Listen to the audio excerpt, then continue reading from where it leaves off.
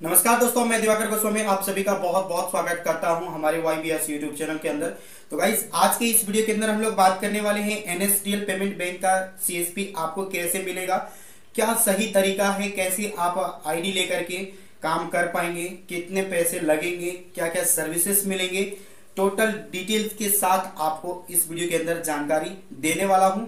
तो इस वीडियो को शुरू से अंत तक जरूर देखिएगा और हमारे इस चैनल पे पहली बार आए हैं तो चैनल को सब्सक्राइब करके बेल आइकन को प्रेस कर दीजिएगा ताकि और आने वाली वीडियो की नोटिफिकेशन सबसे पहले आप तक पहुंच सके। तो सबसे पहले guys, NSDL payment bank pen India कहीं से भी आप इस वीडियो को देख रहे हैं तो आप हमें NSDL पेमेंट बैंक के लिए रिक्वेस्ट डाल सकते हैं। ये मेरा व्हाट्सअप नंबर है, आप इस पे हमें व्हाट्सअप कर सकते हैं या फिर हमारे डिस्क्रिप्शन के अंदर हमारे व्हाट्सअप चैनल का लिंक भी दिया जाएगा, आप वहां से भी आप हमें कांटेक्ट कर सकते हैं। व्हाट्सअप चैनल का लिंक पे भी आप क्लिक करके हमें वहां फॉलो कर सकते हैं या फिर हमें डायरेक्ट आप इस नंबर पे कॉल कर सकते हैं। तो गाइस, यहाँ क्या क्या सर्विसेज मिलेंगे, क्या क्या डॉक्यूमेंट की रिक्वायरमेंट होगी, सारा जानकारी आपको इस वीडियो में देने वाला हूँ। तो आपको पता है कि कोई भी आप CSP NBC लेते हैं तो आपको डायरेक्ट बैंक से नहीं मिलेगा, उसके लिए आपको थर्ड पार्टी कंपनी को कांटेक्ट करना पड़ता है, उसके बाद ये आपको CSP NBC मिलते हैं। तो यहाँ भी वैसे ही है गाइस कि आपको डायरेक्ट CSP NBC के लिए आपको कोई थर्ड पार्टी कंपनी के जरिए लेना पड़ेगा, लेकिन यहाँ आपको डायरेक्ट मिलेगा NSDL पेमेंट बैंक का डायरेक्ट ब्रांच से ही आपको मिलेंगे आईडी और उस ब्रांच आईडी से ही आप आराम से काम कर पाएंगे CSP लेकर के। इसमें आपको क्या क्या सर्विसेज मिलेंगे, तो यहाँ आपको सेविंग अकाउंट, करेंट अकाउंट, उसके बाद कैश डिपॉजिट, उसके बाद कैश विड्रॉल और money transfer, DBT link, insurance, APS, सारे सर्विसेज आपको दिया जाएगा जो एक CSP के लिए होना चाहिए। तो यहाँ इतने सारे सर्विसेज के साथ साथ आपको कितने पैसे भी लगेंगे तो इस बारे में भी आपको डिटेल से जानकारी दिया जाएगा। उसके पहले मैं आपको बता दूं कि आपको यहाँ डॉक्यूमेंट की क्या क्या रिक्वायरमेंट होने वाली है। तो सबसे पहले अगर आप अपने नाम से CSP लेना चाहते हैं तो आपका फुल नेम जो आपके आधार कार्ड पे है, उसके बाद आपका mobile number, email ID, date of birth, father name, mother name और Aadhaar number, PAN number, marriage status, यानी कि आप शादीशुदा हैं तो आप अपना मैरिज स्टेटस में लिख करके डाल देंगे कि हाँ मैरिज हैं।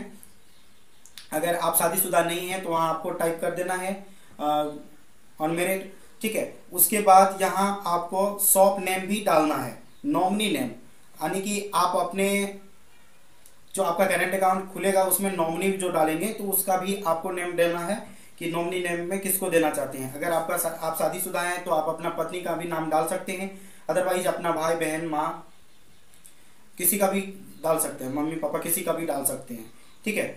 और नॉमिनी का भी डेट ऑफ बर्थ चाहिए, रिलेशन क्या है, नॉमिनी का रिलेशन आपके साथ क्या है, वो आपका माँ है या फादर या फिर आपका भाई है, बहन है, क्या है, जो रिलेशन में है वो आप डाल देंगे। आप उसके बाद शॉप एड्रेस भी आप डाल देंगे।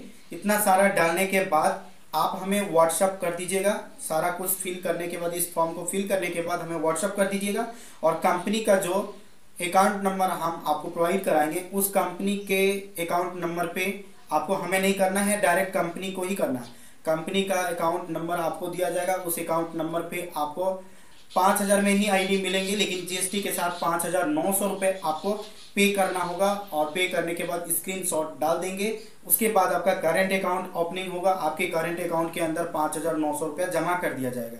वो आप भी देख सकेंगे, जैसे ही करंट अकाउंट आप अपना चेक करेंगे तो वहाँ आपको 5,900 रुपया आपका दिखेगा। जब आपका CSP अनबोर्डिंग हो जाएगा, CSP कोड मिल जाएंगे, उसके बाद 5,900 रुपया आपके करंट अकाउंट से कट जाएगा, जो वो डायरेक्ट कंपनी के अकाउंट में से चला जाएगा, ठीक है। उसके बाद आपको सारे सर्विसेज मिलेंगे, जो जो मैं सर्विसेज बताएं वो सारे सर्विसेज मिलेंगे। उस सर्विसेज का आप लाभ ले सकते हैं, अपने कस्टमर को दे सकते हैं। अकाउंट ओपनिंग यानी कि सेविंग अकाउंट, करंट अकाउंट, उसके बाद उसमें आपको cash deposit, cash withdrawal, money transfer, DBT link और उसके बाद हो गया मनी ट्रांसफर तो है ही, APS भी मिल जाएंगे।